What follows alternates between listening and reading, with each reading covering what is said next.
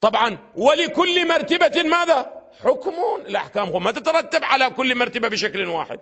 فشرك جلي بالأعيان وهو للعوام، وشرك خفي بالأوصاف وهو للخواص، وشرك أخفى لخواص الخواص وهو الأنانية.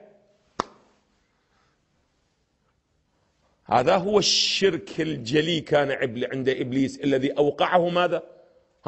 كل ما فعله لله رب العالمين.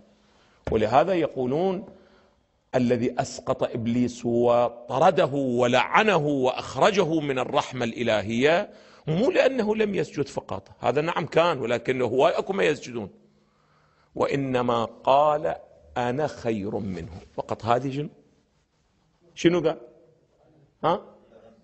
هاي الأنانية، خلاص انتهت أنا. ولهذا هذول يقولون وهو الأنانية.